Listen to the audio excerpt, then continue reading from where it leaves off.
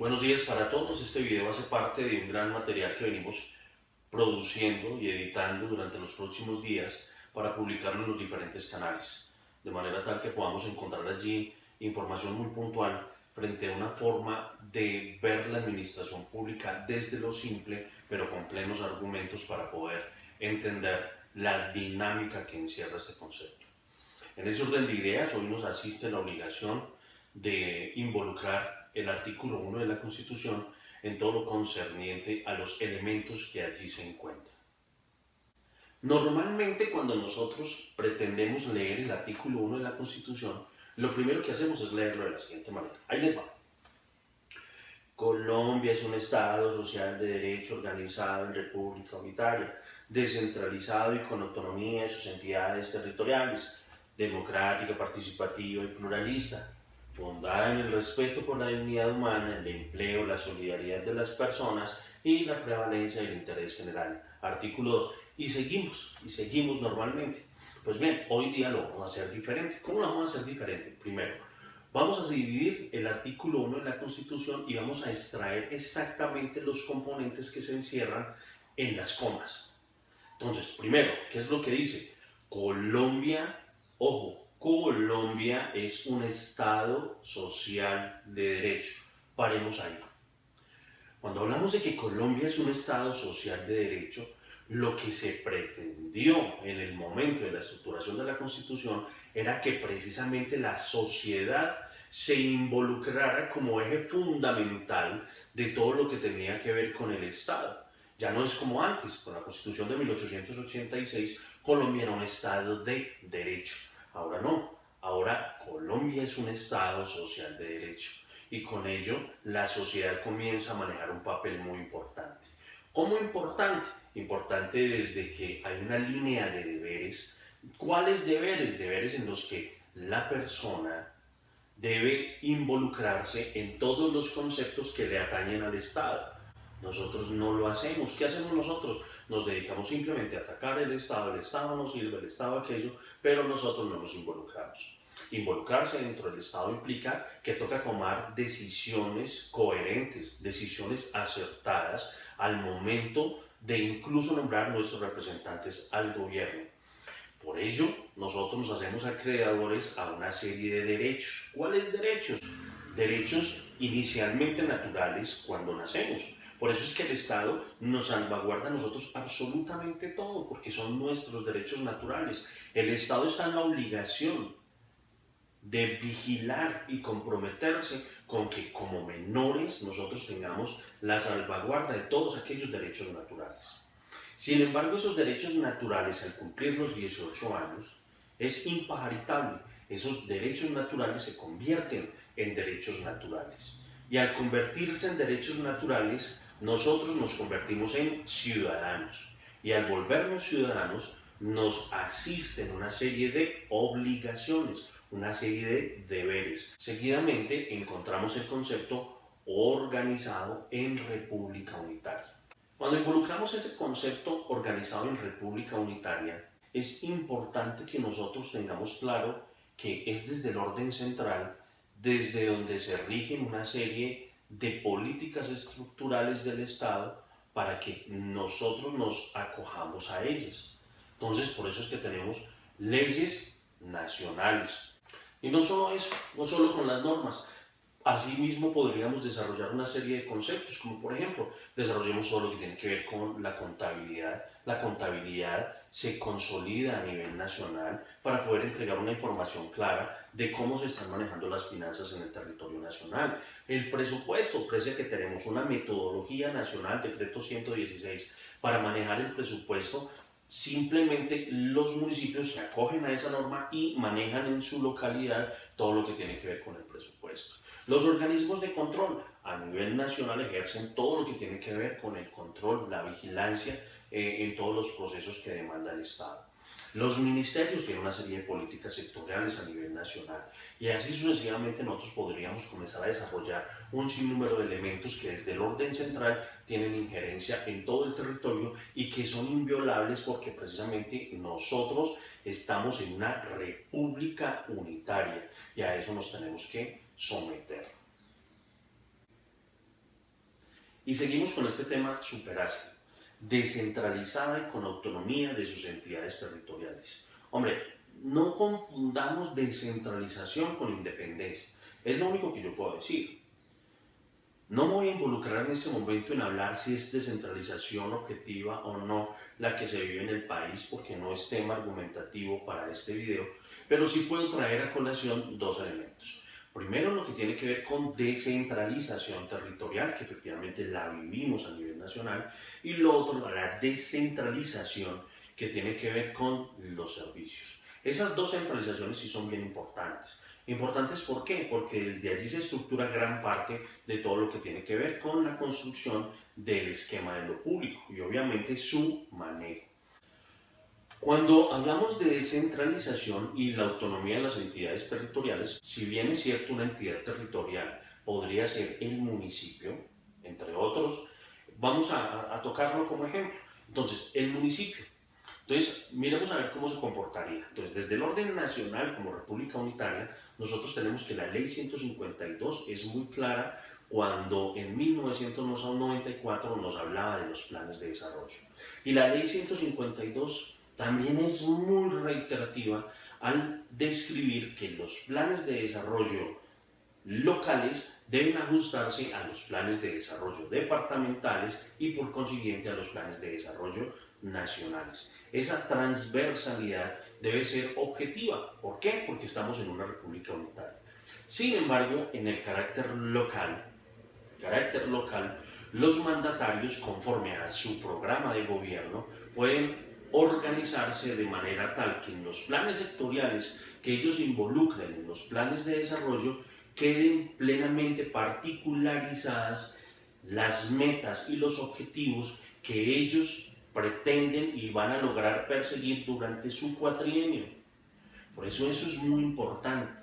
Por eso es que cuando se arranca con los planes de desarrollo, la línea base es supremamente fundamental, porque es que desde allí se tejen exactamente todas las metas que se van a realizar durante el cuatrienio y obviamente los mecanismos que existen para vigilar la evolución de esas metas pues son muy claros. Luego viene el concepto más pobre que ha evolucionado dentro del artículo 1 de la Constitución Política. ¿Y cuál es? Democrática, participativa y pluralista. Sin crecimiento alguno. No ha evolucionado en la forma en que debería. La participación está completamente condensada. Solamente hemos hablado de participación y representación, pero nunca nos hemos puesto a pensar que efectivamente dentro de participación encerramos absolutamente todo. Por eso hablamos de participación social, por eso hablamos de participación comunitaria, por eso hablamos de participación política y por eso hablamos de participación ciudadana. Tenemos 4 conceptos que aún no hemos logrado desarrollar. Así la Ley 134 nos haya permitido comenzar a evolucionar un poco en el aspecto, pero no lo hemos logrado. Todo lo que tiene que ver con ese concepto ha estado completamente rezagado. No nos hemos dedicado a generarle la importancia suficiente. Hoy día hay muchas personas que pretenden sacrificar el Estado social de derecho. No hemos aprendido a conocer el Estado social de derecho y muchos de nuestros grandes líderes políticos hoy día pretenden sacrificarlo. Hace días leía a alguien que se le ocurrió escribir cosas como muy puntuales y decía: los pobres quieren el poder para obtener dinero y los ricos tienen dinero para mantener el poder. Solo queda un camino intermedio entre ambos, en donde ni el uno ni el otro son indispensables para lograr construir el nuevo escenario de lo público. Claro que el Estado Social de Derecho lo quieren sacrificar. Pues hombre, ¿cómo no van a sacrificar esa piedra que hay en el zapato cuando nosotros como ciudadanos tenemos todo el poder de tomar determinaciones a través de él? Pero nosotros no podemos permitir que se sacrifique esa evolución tan grande que se ha tenido desde 1991 en que la soberanía, de acuerdo al artículo tercero, la soberanía recae en el poder del pueblo. Nosotros no hemos sido muy argumentativos frente a ese concepto y lo hemos dejado rezagar. ¡Ay Dios! Lo que sigue. Ojo con esto. Fundada en el respeto por la dignidad humana. Fundada en el respeto por la dignidad humana.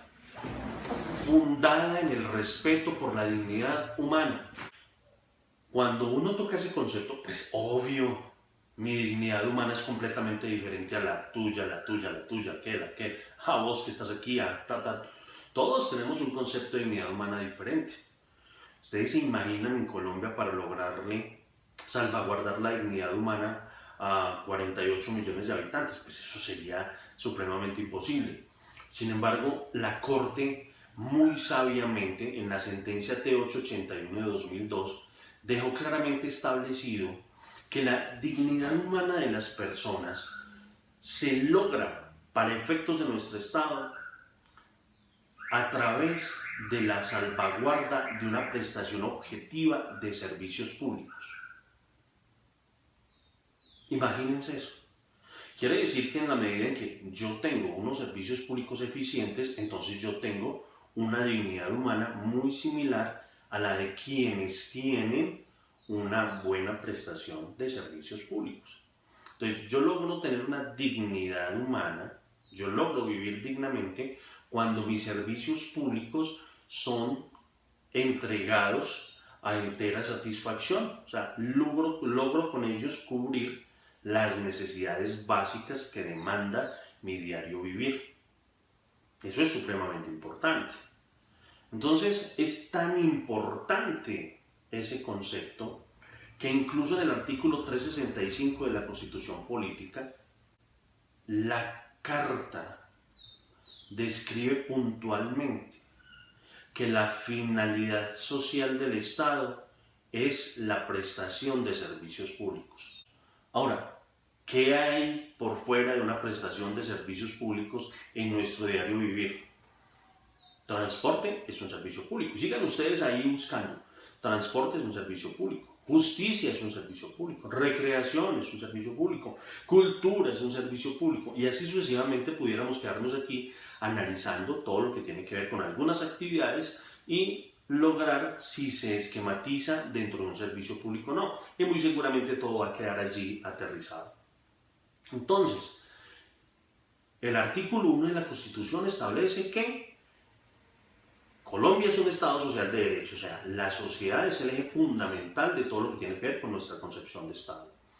Al ciudadano le asiste la obligación de participar en todos aquellos escenarios que demandan un efectivo gobierno, un efectivo nombramiento de nuestros representantes a las líneas de poder.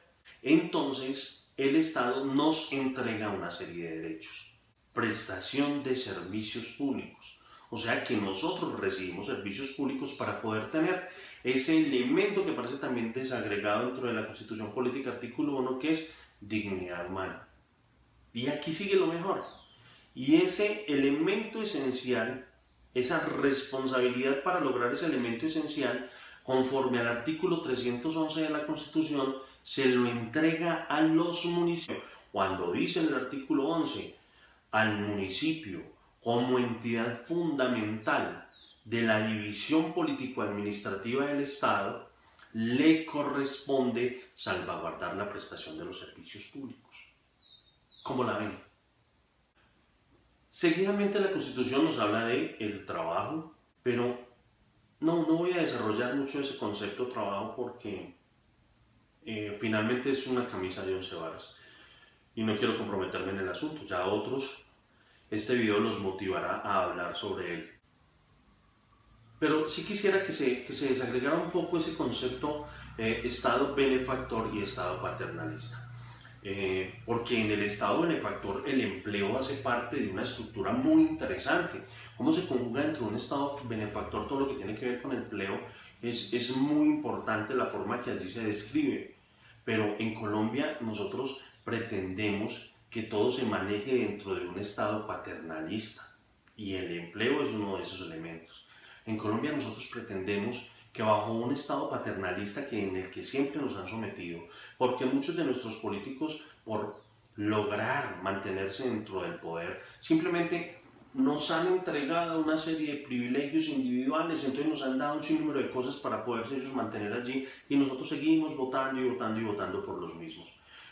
A nosotros ya nos enseñaron a que todo nos lo tienen que dar a título de nada, todo es regalado, nos acostumbramos a eso, a que todo nos lo regalen y ahí es donde precisamente se comenzó a desdibujar todo lo que tiene que ver con el Estado. Y ahora todo lo queremos regalado, so pena de que si no nos regalan nada, entonces los mandatarios son ineficientes. Entonces, si vos como mandatario no me das nada, entonces vos sos un ladrón. Ahora sí, eres ladrón. Ahora sí, no sirves para nada. Ahora sí, ¿para qué te nombramos? Porque no me das nada. Entonces, claro, la gran problemática que asiste en todos estos aspectos es que hoy día nosotros pretendemos que todos nos lo regalen a título de nada, ni siquiera participando en esos deberes que hemos venido trabajando en este video y a los que nosotros necesariamente tendríamos que, involucrarnos. Seguidamente nos habla de la solidaridad de las personas. Entonces, sí, quien está en régimen contributivo de salud aporta para los que están en régimen subsidiado. Quienes están en estratos 5, 6 o en clase de uso comercial e industrial aportan en subsidios para sostener el engranaje y lo que tiene que ver con las tarifas en la prestación de servicios públicos domiciliarios. Estamos en una república en donde obviamente la solidaridad de las personas se conjuga en una forma especial dentro de ese engranaje económico. Y por último hablamos de la prevalencia del interés general. La sentencia C06 de 1993 fue muy clara cuando dijo: la propiedad privada es un elemento puramente externo. Entonces, con ese elemento puramente externo, puedes salvaguardar todo lo que tiene que ver con tus derechos, pero también tienes que involucrarte en una serie de deberes. Sin embargo, esa particularidad se pierde cuando los intereses de un conglomerado, los intereses a nivel general, se sobreponen a mis intereses particulares. Entonces ya mis intereses particulares no pueden ser objeto de protección por parte del Estado, sino que al contrario, yo me obligo a participar en la salvaguarda de esos intereses generales.